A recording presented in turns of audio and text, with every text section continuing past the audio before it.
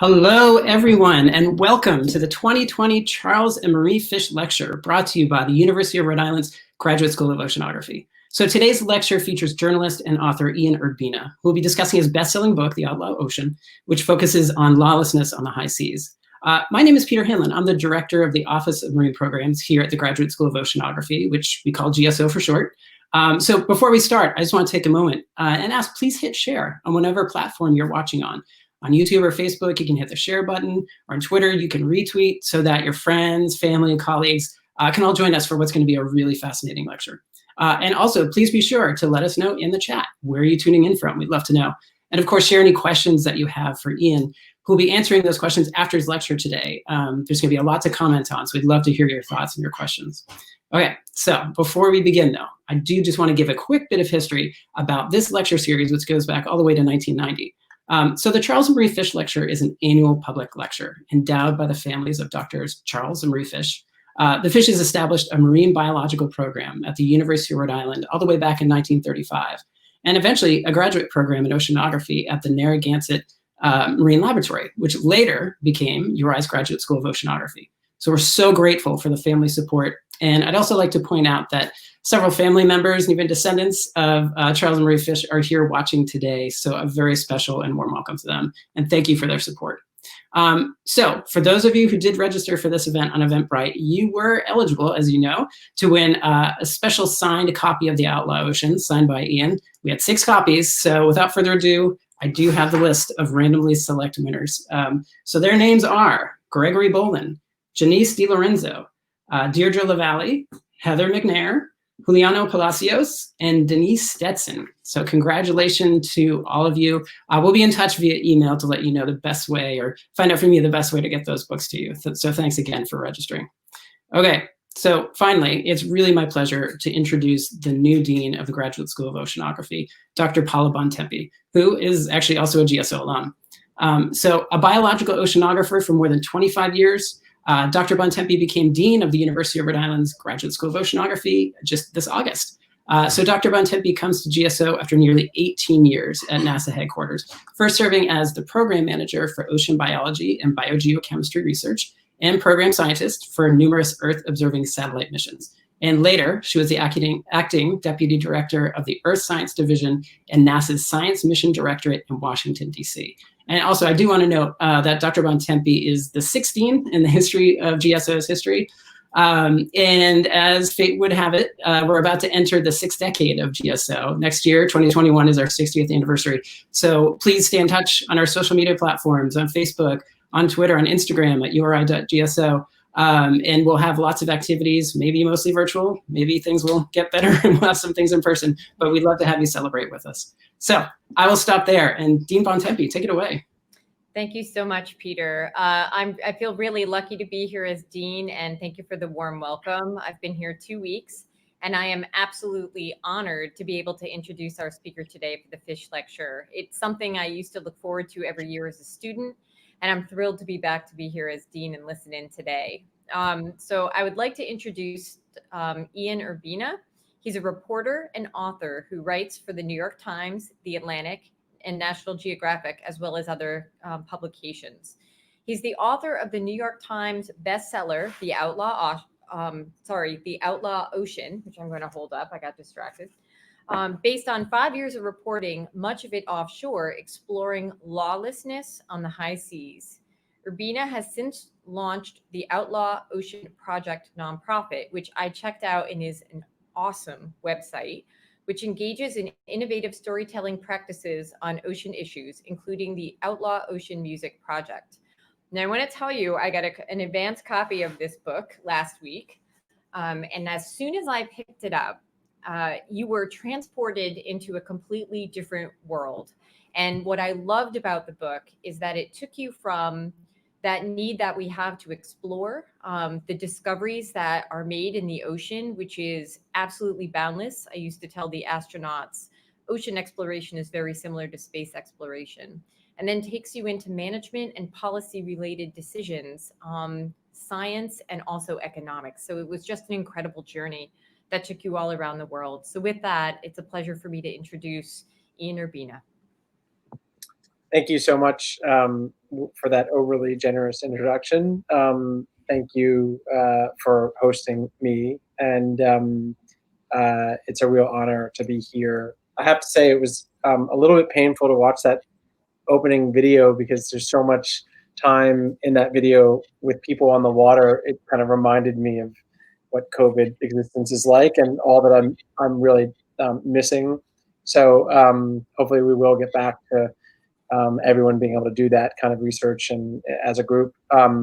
So my plan for today's talk was that it would be divided essentially into three parts. The first part would be 10, 15 minutes of me attempting to describe the big picture of what we do, we being me and my team at the Outlaw Ocean. The second chapter, if you will be a look specifically at one story, a most recent investigation, and how that was a particularly exciting one, and how it brought together many of the things that we, in theory, aim to do in the journalism. And then the short third chapter would be a little bit of a discussion of this kind of duck-billed platypus, if you will, of a creature we have created in this music project, and just talk about what that is and what purpose it serves or aspires to serve. So chapter one, the Outlaw Ocean. The Outlaw Ocean started in a conversation with an editor of mine at the New York Times, where I was on staff as an investigative reporter for 17 years up until about a year ago. And it was sort of a, hey, so what's your next target, topically? And I would sit down once a year with this editor and hash out plans. And I wasn't ready for this conversation when it kind of was sprung upon me. And so prior to joining the New York Times, I had worked as a cultural anthropologist in a doctoral program. And I'd run away from my dissertation, procrastinating, and had spent some time far from the University of Chicago cold winters, working on a ship, a research vessel that was anchored out of Singapore. And that exposure had presented me with this kind of bizarre, in my eye, world, and quite specifically the world of seafarers, the people more than the marine space. And interacting with those people, ranging from Geraldo Rivera's New Zealand deckhands on his super yacht that was parked there at the time, all the way over to 17-year-old migrant Indonesian Taiwanese tuna longline deckhands. So a real gamut of different types of workers who were there at the time, kind of opened my eyes very anthropologically to what I saw as this kind of invisible tribe, a diaspora tribe of transient workers and people who sort of had their own language and stories and code of ethics and hierarchies and indeed their own stories of crime, and sort of extra legal behavior, which were far beyond anything I had ever imagined. I think most people, or at least I was at the time, aware of the BP spill kind of problems and the Somali piracy kind of problems, but not of the range of other things that happen out there. And that was what I carried into this conversation with my editor when she said, "What are you up to next?" And I had no idea. And I said, I've always fantasized about anthropologically taking readers out to this space that's 2/3 of the planet and really chronicling the people and the work that occur out there in a different way. Number one, with the ambition of broadening the taxonomy, if you will, of understanding of things, of activities and misbehavior often that happens out there beyond the Somali piracy and BP spill.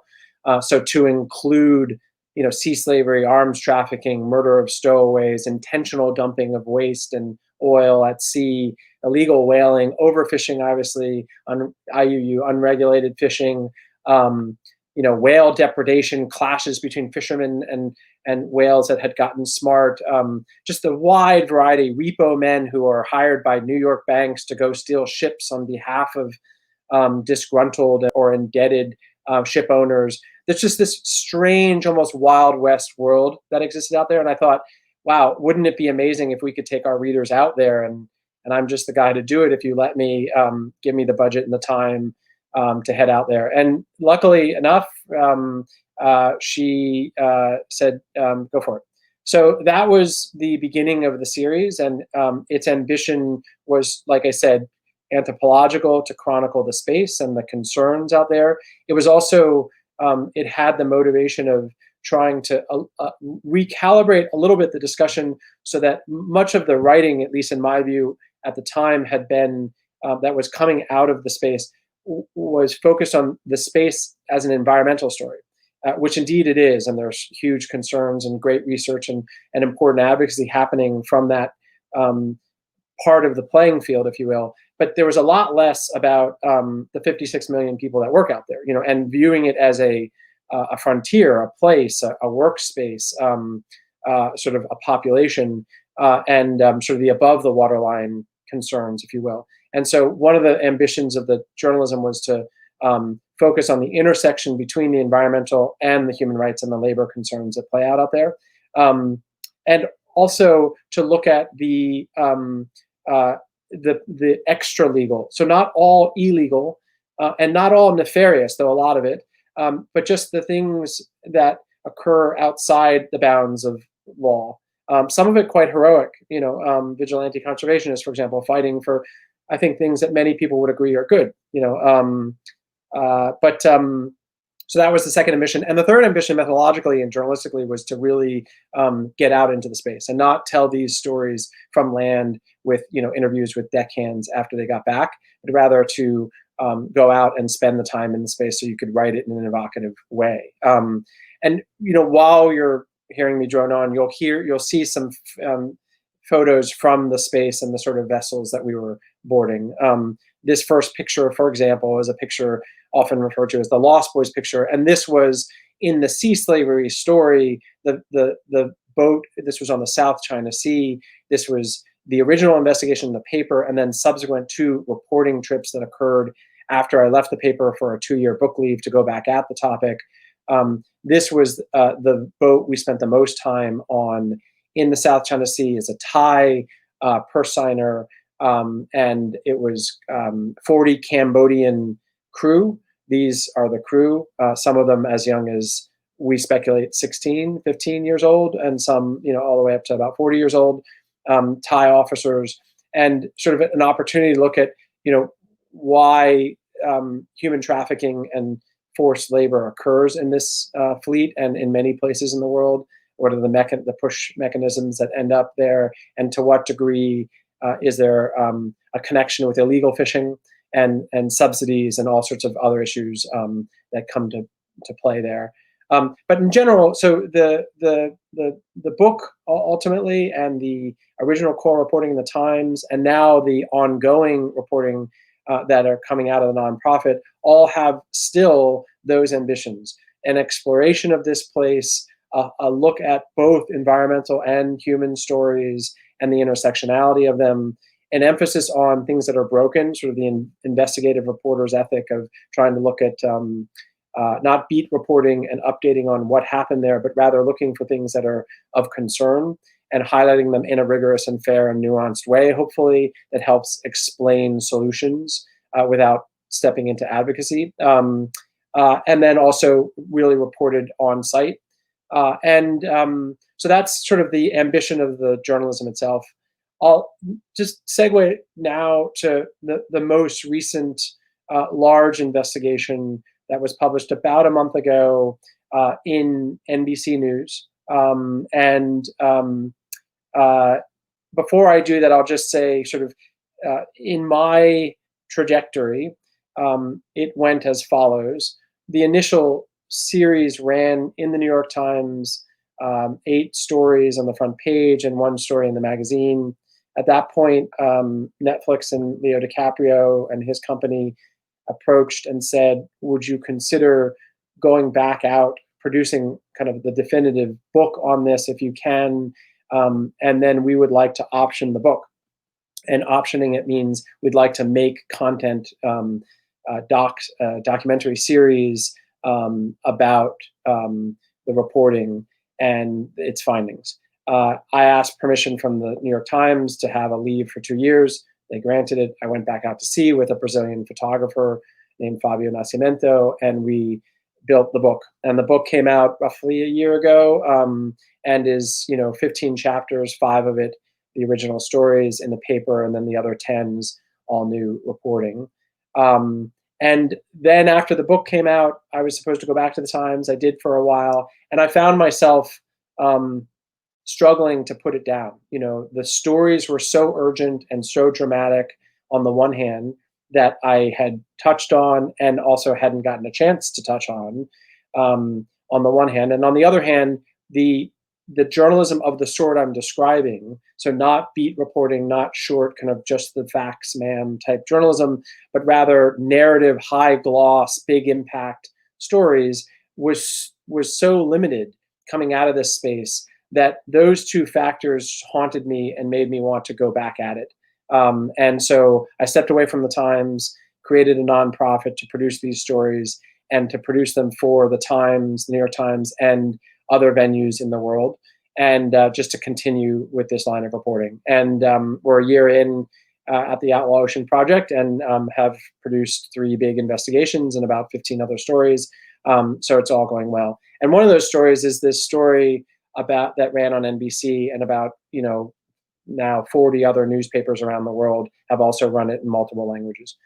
The story, I love the story for a couple of reasons. One, it is truly at the intersection of the environmental and the human rights and labor concerns, in the sense that this was a story at its root that revealed what is said to be the largest ever documented illegal fishing fleet, to the tune of about 900 Chinese squid vessels that for the last several years at least have been routinely fishing within North Korean waters. Now, after 2017,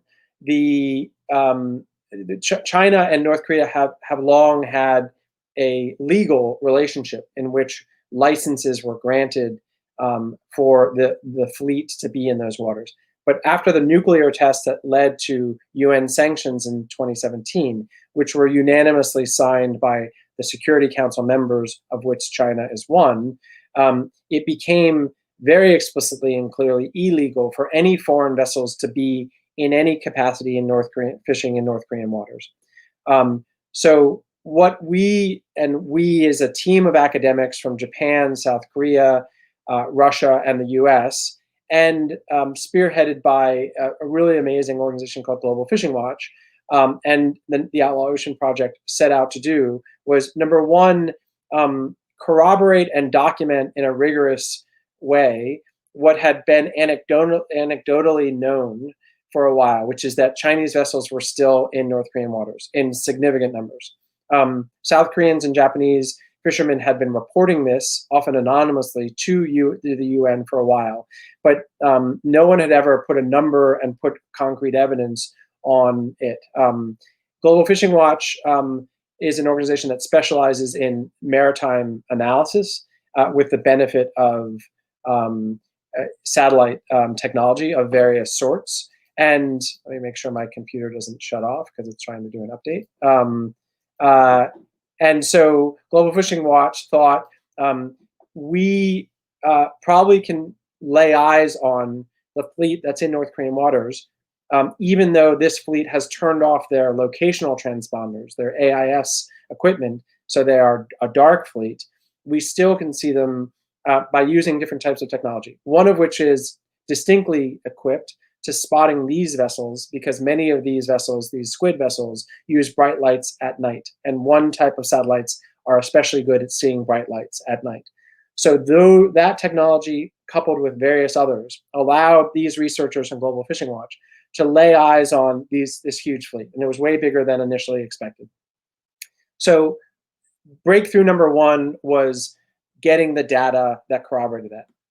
Then my role was to figure out how to make this more or different than merely an academic, and merely is a disrespectful term, strictly an academic revelation, and rather to try to take this and make it consumable to the public at large. And so that meant narrative, journalism. And that meant in my model, we need to get out there and actually lay eyes on it and film it and firsthand corroborate what the data seems to indicate. So I assembled a team and we went to South Korea. We bought our way, and here we are boarding it onto a South Korean squid vessel, and coupled with this gentleman you see in the picture, which is Jae-yoon Park, someone who works for Global Fishing Watch. We then went to the area where we thought we would likely spot the Chinese as they traveled through South Korean waters and headed into North Korean waters. Let me make sure I'm doing okay on time. There were two core mysteries, now to go to the point that really attracted me to this story. Obviously, a journalist likes superlative categories. So the possibility of talking about the biggest ever fishing fleet discovered is super attractive. But what really interested me was, number one, there was an environmental mystery and a human rights mystery that we had the chance to help solve. One was, why in the past decade has the squid stock in these waters plummeted by roughly 80%? That's a huge drop off. What's contributing to that? Clearly, the speculation was climate change, but what else? And the theory was this industrial fleet, right, of squidders. The second mystery was, why are North Korean fishermen washing up on old rickety wooden boats dead, every year in Japan? Why are so many of them dying at sea and washing up? And this is an example of that, of one such boat. The theory there, the going theory, not incorrect, was that a lot of pressure from the North Korean government was forcing North Korean fishermen to go further out at sea, further than they were really equipped to. They got stuck out there, hit by a storm, capsized, engine died, whatever, and they starved and were then washing up on Japanese shores. But our theory was that there were other variables at play, quite probably the presence of this massive industrial fleet that was also trapping these fishermen out too far, or forcing them to go even further than they previously were, and this was a factor. So we went to South Korea and boarded a South Korean squid vessel, went out to sea looking for corroboration of the presence of these ships, and we saw a blip on radar that indicated there was one suspect ship headed through down the avenue, if you will. We went to those coordinates, and lo and behold, that was not one ship, it was an entire fleet, a row of 10 of them that we subsequently saw several more rows after that. And these ships were dark, meaning they were sort of hiding out with their transponders turned off, except for the lead vessel, so it didn't crash into anything. And they were on their way to North Korea. And we attempted to follow this vessel. We put a drone up and we videoed them and tried to make radio contact with them to no avail. Ultimately, the lead vessel of this convoy turned off, made aggressive motions, blew the horn, and then came directly at us to ram. And our hired boat captain said that's enough. He's not looking to die, and decided that that was as far as dangerous as he wanted to get. And so we turned back and headed to port. But we had gotten what we had wanted. We then put the story out with NBC News. We'd been working with them for almost a year on the story, and we published it with NBC News. But we then also set up a relationship with partners in 40 other countries and 20 other languages, in which we had the story translated and co-published throughout the world. And so this was like the perfect, this is what I left the Times to hopefully do. And here we were doing it, a tier 1 venue with a big audience, but also not exclusivity in the form that I had to remain at the New York Times, where a story just goes to one publication, but rather setting it up so that it can be seen by a much broader audience and therefore have much greater impact. So this was a great success story. The story then, with interviews with North Korean defectors and others, then shed new light on indeed the presence of these typically very aggressive and quite large and numerous Chinese squid vessels in these waters was indeed pushing the North Korean artisanal fishermen much further out to sea. And that's why we had seen in these years a drastic uptick in the number of these ghost boats that were washing up on shore. So this was the ambition, and this is what the findings revealed. now just to sort of transition, trying to watch my clock here, to the final note, which was one of the reasons, one of the aspirations I had when I left the Times was I loved the New York Times and still do, and thought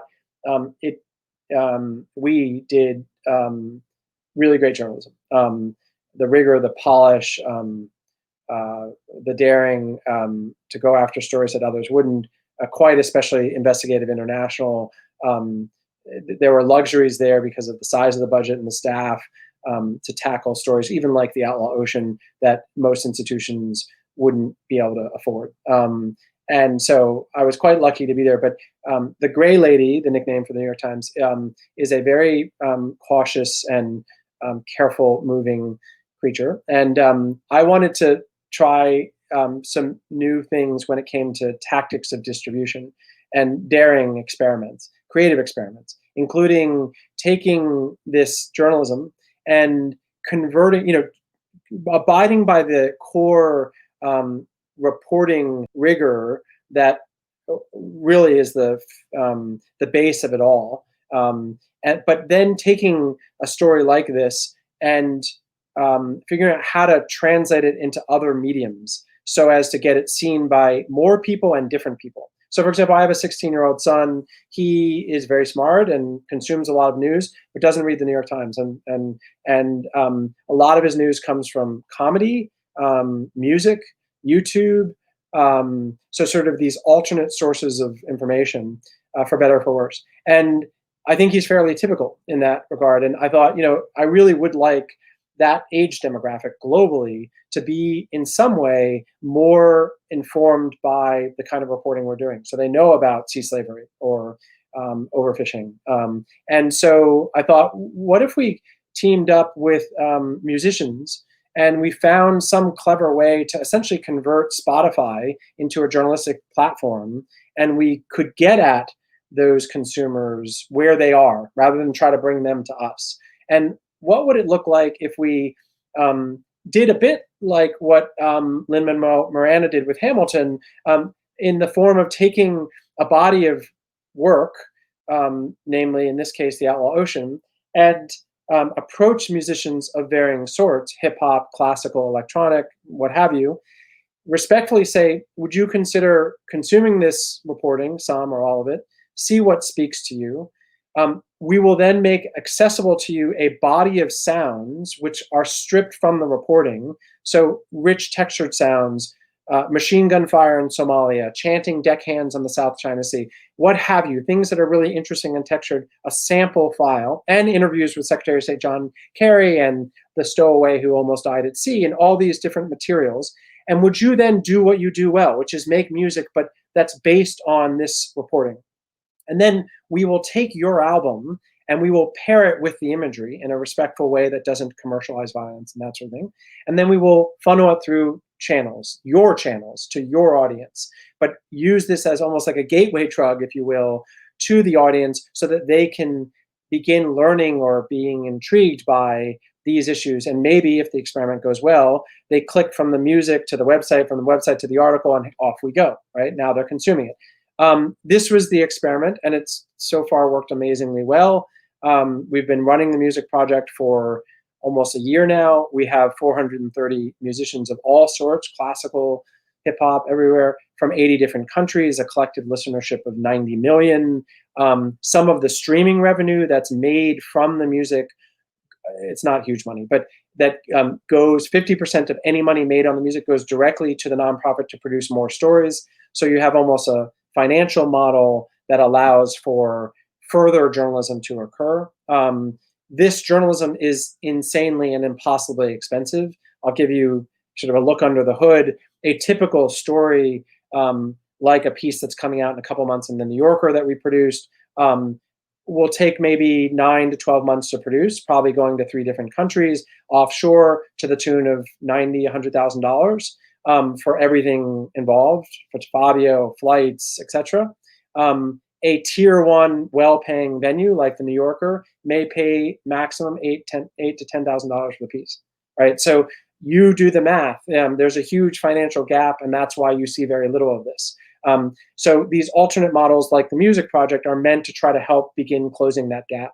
But it's also really a way to get at my son, and to get at these other demographics with the footage. And once we got large enough, we couldn't get Spotify or Pandora or any of these places to engage with us until we actually started releasing 50 albums every 2 months, which is what we're doing now. And suddenly, like, they paid attention and they got in touch and they said, "This is amazing. We want to get involved. How can we help?" And I said, "Open up your platform and let me start running video on your platform so that I can get people listening to the music to see the footage more effectively." And they said, "Great, we'll do it. We really like what you're doing." And this is the beginning of what it set out to do, was sort of bring journalism. And that was just one example of the kind of things, the kind of creative disruption that we hoped to accomplish. We also, and I'll stop very soon. Let me see what time on that, 25. Similarly, other translation plays, right? So again, always starting with a core journalism, written text, narrative, research in this way, ideally published in a print venue. But then what are we going to do with that content additionally? And so podcasts, animation, music, video game, these are all the places we intend to go.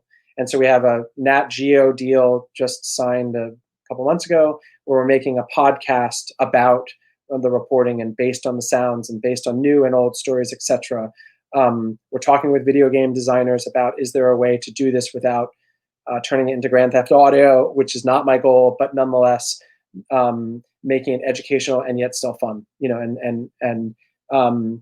and then at the end of this, after we do Q&A, you'll see an example of an initial experiment with animation, in which, on this very story I just discussed, the North Korean fishing story, we approached a South Korean animator, young woman just out of animation school, and said, "We've got 2 months before this story is going to run. Would you read it, take a look at our huge archive of footage, and would you craft a artistic rendering of the story or the points that speak to you? You have creative freedom. We then will want to facilitate the music behind it by using one of our classical composers to put the music with the animation, and then we're going to put it out and see how it goes and see what it looks like." And we did just that. And at the end of our session here, we'll play. I think it's 2 minutes and 50 seconds long animation video that will play, and people can watch those if they want. One thing I'll say, and I was supposed to do this at the beginning, but I just remember now, is that I want to play an example of one song that was part of the first wave of albums we put out.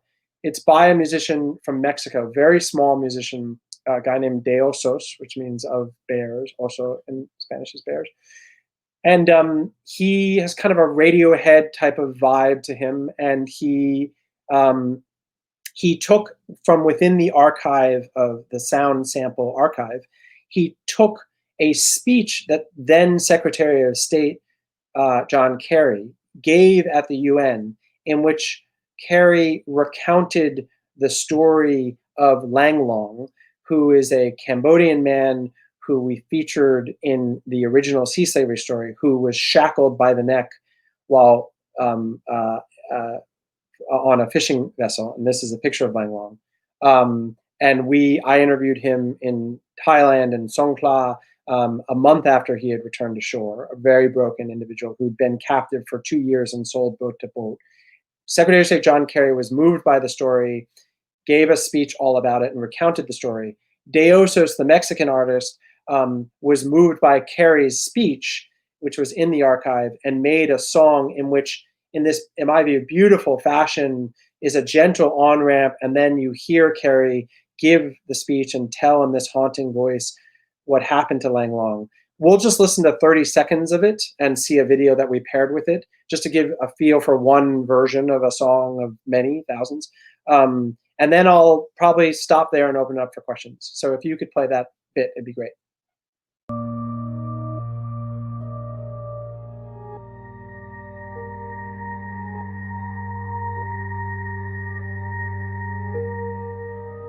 If you get a chance, go Google this New York Times article a couple of weeks ago about illegal fishing. It was a front page story, a very dramatic story. It told the story of a young Cambodian boy, who was lured as a refugee, essentially. He was looking for construction work. Yeah, and I don't know why I fell in love so much with that song, but we've now released over 1,000 songs, and that one really lives with me. I think it's just Carrie's rendering of the story is really genuine and passionate, and it's paced just so, and it's just I just think it's the perfect matching of haunting music with sound samples. So this is what I do, we do, and I welcome questions.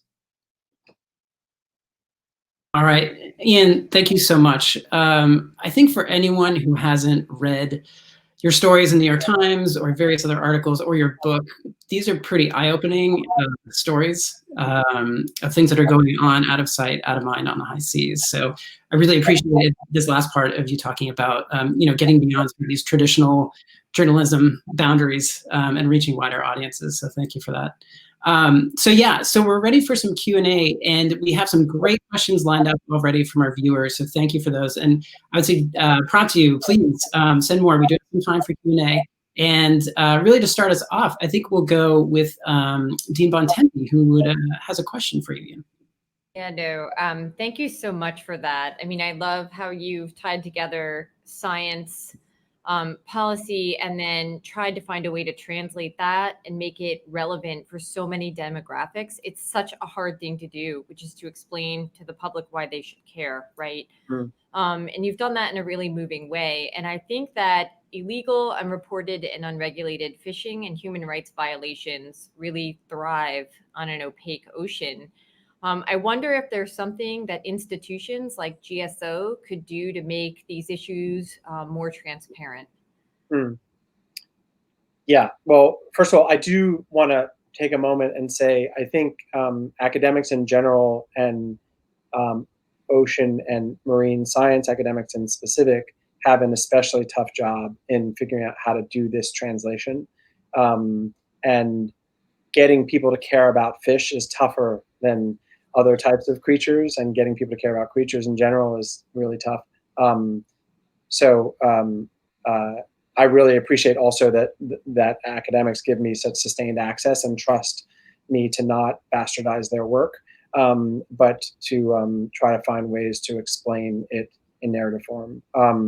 In terms of meta solutions that kind of emerged after 5 years of reporting, I do think your opaque word choice is apt, right? One of the core problems is you can't counter what you don't count.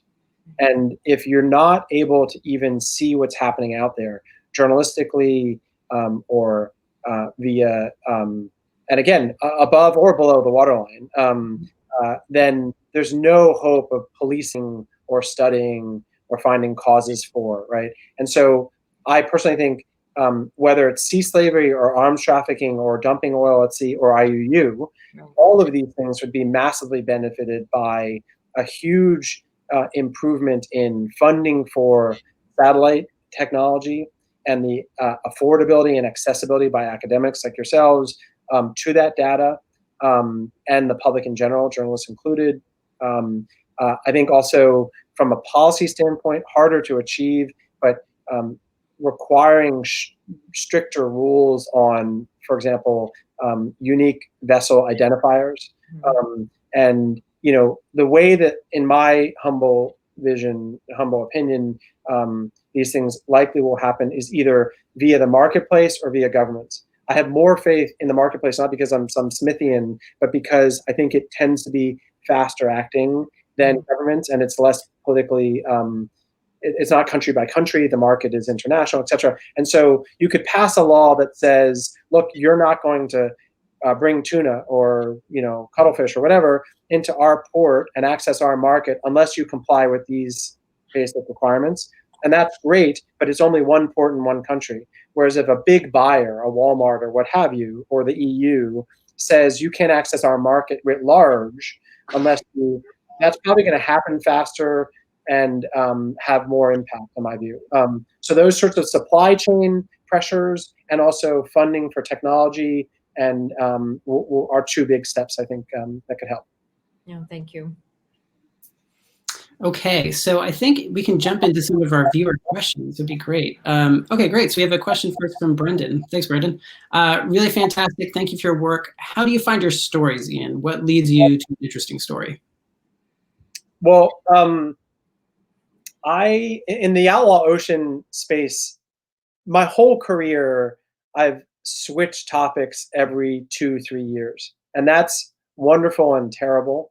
The Outlaw Ocean is the first time in my career that I've stayed with one thing for almost a decade now, and it's such a delight because you actually can develop long-term relationships, figure out all the sources, really become versed in it, and know where to be reading all the time and have systems for capture of, wait, that's a really interesting story. When I have time, I want to loop back to that. So you put it in a certain folder.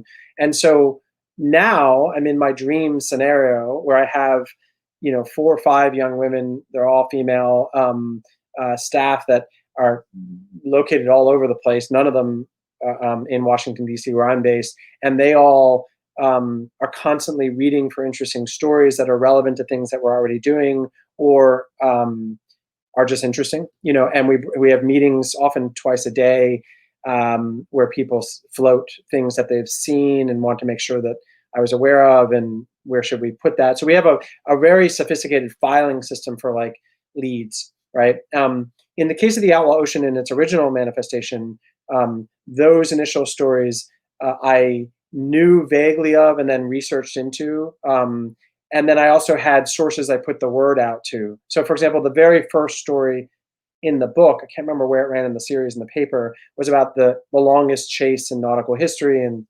this law enforcement chase of the world's most wanted scofflaw vessel called the Thunder. And it was this really epic story that walked to me via a source. I got a call from a guy at Interpol who I knew, and he trusted me and I him. And I said, hey, I'm really on the market for maritime crime stories. And a couple months later, he said, hey, have you heard about this whole thing going on down in the Southern Ocean? It's pretty epic, and you should be aware of it. So sometimes you get tips like that, but most often you're just reading broadly. And the key thing as a journalist is to have really good system for capturing things, because sometimes you don't have time then, but 6 months later you do, to loop back to them. Thank you so much. So we have another question from Ms. Giovine. So I'm wondering if you have any insights as to why Vietnamese offshore fishing has been much less examined than elsewhere, despite European Union yellow card and illegal fishing. No, it's a question close to my heart, and one that I wondered only en route to reporting the book. And I'll tell you a quick story. So I went to Indonesia to take a look at what was sort of an understory relating to then Fisheries Minister Susi, S-U-S-I, who was this famous, really impressive woman who was doing very aggressive things in, to some degree, for the first time in Indonesian history, in really policing Indonesian waters, and was teamed up with Pew and some other key players, the Australian Navy, and had, and so there was a lot of attention, and she was the darling of the ocean advocacy community because she was taking such a strong stand on IUU and burning foreign boats when they would come in, taking the crew off, obviously. But so I wanted to go because I had heard there's this other story, which is when those ships get stopped, of which there were many of them, the crew, who the deckhands have no say in where they're going, often they don't even know where they are, and really they are not, shouldn't be charged, right? It's the officers who make the decisions and the owners who really should be charged.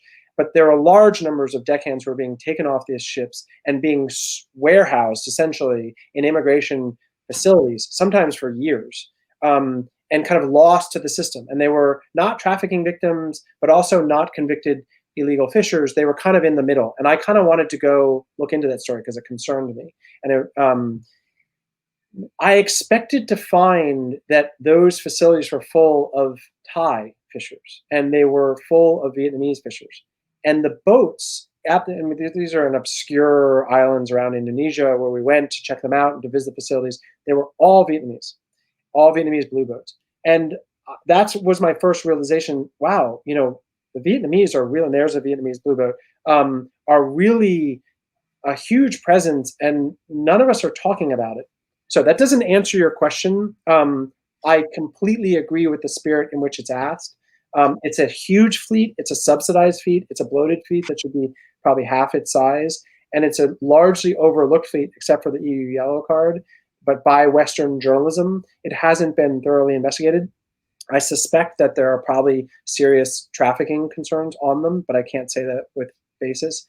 So I share the concern. Cambodia is also the other place that very much merits Rohingya and Burmese workers and trafficked individuals on Cambodian boats. Those two fleets in the South China Sea are the ones that have gotten very little attention.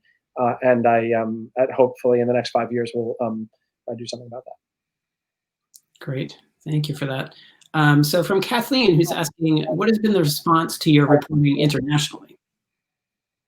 It's a really broad question, so tough to answer. I mean, there are outcomes that are meta and micro, right? So from on the high altitude level, the macro level, you have, especially under the Obama administration, less so, but to some degree now, but especially under the Obama administration, and especially under Secretary of State John Kerry, and I have no particular, I know him now well, and he's actually become a part of the film project.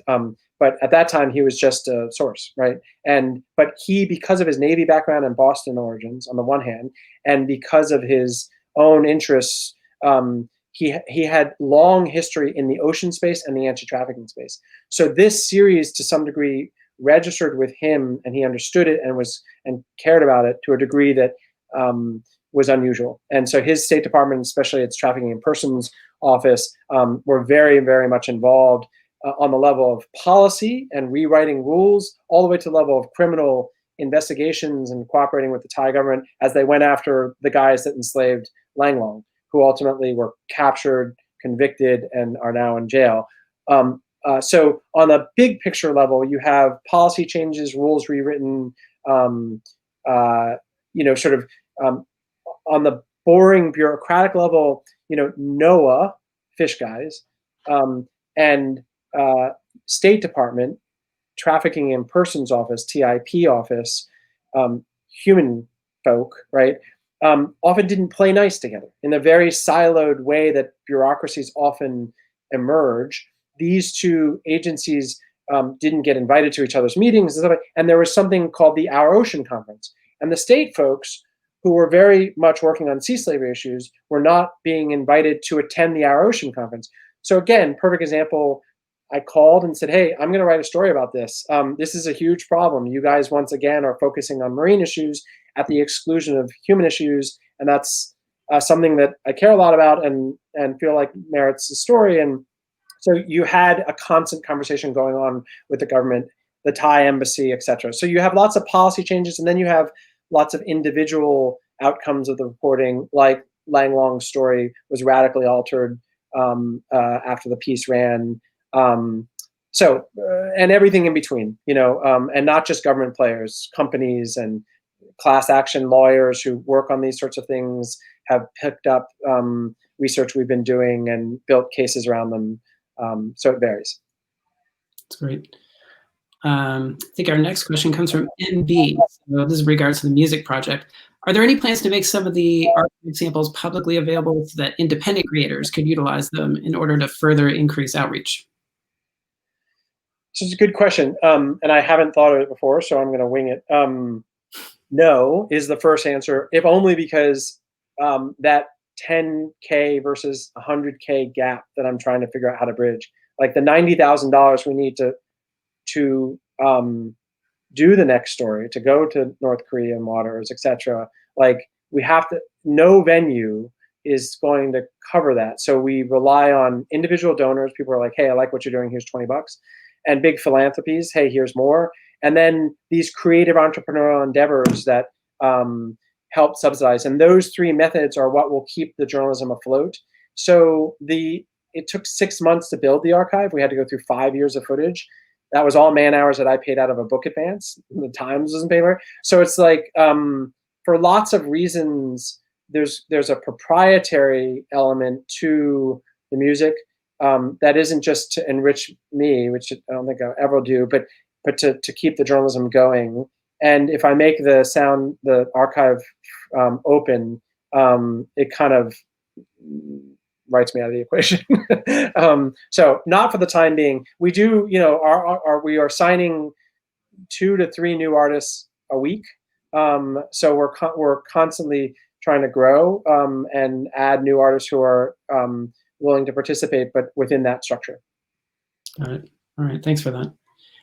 So from Andrea, how does an artist get involved in the Outlaw Ocean Music Project?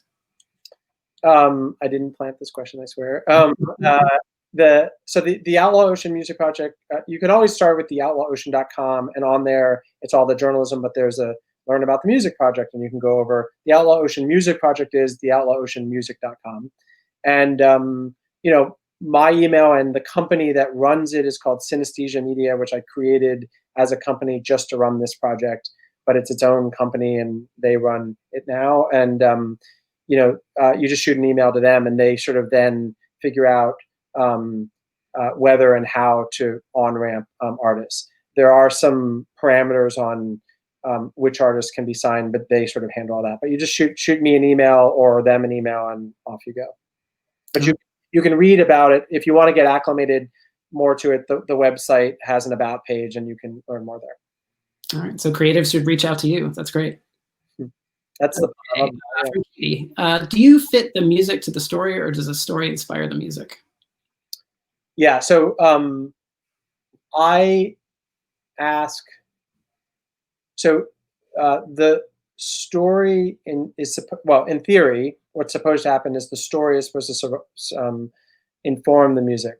And so what that means is we have a classical composer from Taiwan and we say, we'd like you to read the book, or at least parts of the book, and figure out what speaks to you. There was this game I played when my son was 10, and I'd be driving around and I'd have him and 2 of his friends in the back seat, and it was called the Imagination Game, and I would play usually Hans Zimmer or Max Richter, one of these like composers that makes music for movies, soundtrack, and very dramatic music without words. And I'd play 15 seconds of it up to the break, and then I'd turn it off and I'd say, okay, each of you tell me what's the scene in your head that you see that goes with that. So it's almost it's a writing exercise without words, right? It's a creativity exercise where you're reverse engineering from music into story or narrative or imagery or whatever. And it was really fun and really cool, and they loved it and I loved it. And that was one of the things that made me think, this is what I should do with adults, but in the other direction, where I say, here's the story, you find what emotionally speaks to you, issues, characters, exchanges, dialogue, scene setting, and then make music from it. If possible, use stuff from the sound samples, but you don't have to. I'm not going to dictate how much or where or how, or even that. It can be completely interpretive. And then you title it as such, you bring it back to Synesthesia. Then Synesthesia takes it, we handle the making, we don't give the videos to anyone because copyright and tone and proprietary issues of wanting to make sure we don't trivialize the footage. So then Synesthesia takes the music with what the artist has said it's about. Usually they provide a written description of, I wrote this song based on this scene and what it made me feel, whatever. And then we make a video, or Synesthesia makes a video, shows it back to the artist, says, are you okay with this? Then they make the album art, et cetera, and then there's a release date and it all comes out. The music goes on Spotify and 200 other platforms, and then also the video comes out, et cetera. And so there is some back and forth, but it largely starts with the artist interpreting the story, the musician. All right, thanks, Ian. We have time for probably 2 more questions, so let's see what we have here. So we have one from John. After John Kerry's discussion, did the area governments get involved in the situation? Yeah, I mean, area governments actually got involved before the U.S. government, Kerry and such. So area varies, right, for these stories. So there were, each story is located and usually on a different issue. Sea slavery was largely based on the South China Sea and involved, Thailand and Myanmar and Laos and Indonesia, and a bunch of and all those governments eventually, sometimes kicking and screaming, after the story ran, and they were bludgeoned into it. Others preemptively got involved. But the murder of stowaways, we have a piece. This isn't public, but a piece about a murder that was caught on camera that originally was reported in 2015. We broke that story. There's been a huge break in the case. Namely, they arrested the captain that we identified last month, 2 weeks ago, in Taiwan. And now that I'm free to do this, I've written a story for the Washington Post, and that piece is due to come out next week about the arrest of that captain and what we now know new. And that's in the book as well. So yeah, governments have been involved in different ways. Taiwan was super involved in that, obviously. So it depends on the story. But yeah, all the governments, not all, but many of the governments have been engaged, sometimes against their will. All right, so I think we have time for one more that will pop up. Oh yeah, so I guess, Ian, beyond your travels around the world, what are your hobbies and favorite book? So I am a runner, very slow and short distances now, but have run all my life. So that's one hobby that sort of is an anchor of every day. I love music and listen to music, and probably sooner listen to music than watch TV. But I also like movies and books. There's sort of Clifford Geertz is an American anthropologist, and happens to be a beautiful, amazing writer. And I often read him. Michael Ondaatje, another favorite of mine, Eric Hobsbawm, Marxist historian, read a lot of him. So I read mostly nonfiction. Normally these days I don't have much time for a full book, so I read The New Yorker, largely because I want a steady diet of really good writing, and just to sort of grow in that field. And that's usually how I do it, is try to read much better writers than me. It's great. And Ian, I don't want to let go. We had a few people ask, you talked about your option with Leonardo DiCaprio and his production team, but asking if there will be a documentary made from the book. So any more details about that? Yeah, in theory, that's what they optioned, right? They optioned with a plan of doing a scripted series. That means nonfiction, sort of, and that project is inching forward. And then the doc series, nonfiction, which would have a crew follow Fabio and I, use archival footage of the last 6 years, and then also these ongoing reports. We had someone with us on the New Yorker thing off the coast of Gambia, and heading to Libya next. And that doc series would be the other front, and the one that I frankly care about and have more control of because it's nonfiction. Things are moving very slow because we have a lot of big players involved. John Kerry's involved now as a producer, and Netflix, and Leo DiCaprio. But as I don't engage a whole lot, except for when they're like, "Hey, the crew's coming with you." That's when I pay attention. But all the plans on stuff is handled by my agent, and I just show up to phone calls when I'm told to. All right. Well, Ian, thank you so much for your time. I want to give you a chance. Any kind of final things you'd like to leave us with? No, I mean, it's just a real honor to be here, and I do really like to hear from folks and kind of have ongoing conversations with academics or advocates or just consumers of the stuff. And so please don't hesitate to send me an email at ian@theoutlawocean.com. And I think, like I said initially, that we would maybe play this animation video, which has this beautiful music that was written by a composer for it, and then the drawing, and it's a rendering of the Korea story. But thank you for the time. Yeah, thank you. And I would encourage everyone to visit the website. Definitely, we can put it on the ticker again, and visit to learn more about the music, the stories, the donation page, which, as was discussed, it's definitely not inexpensive to do this kind of work. So I think what we'll do, we'll leave it if we go to Dean Bontempi. She has kind of a final thought to wrap it up. And thank you so much, everyone, for being here. And thank you, Ian. Yeah, no, thank you very much, Ian and Peter. I mean, it's just been such a moving hour for me. You've made me think about what I think is an incredibly important scientific and policy related issue that touches all of our lives in a very different light. And so I have a lot to think about for the institution moving forward. And I really appreciate the thorough writing and reporting. And I look forward to the article in the Post next week. Congratulations on that. Thank you.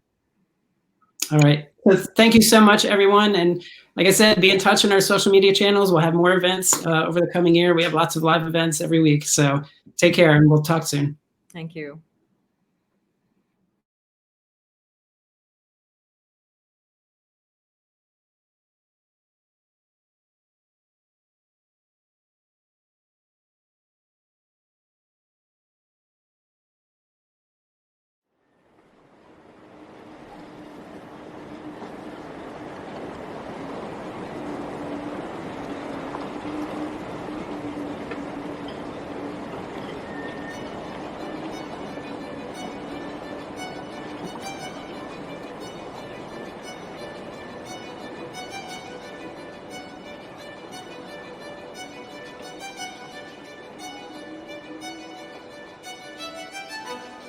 Thank you.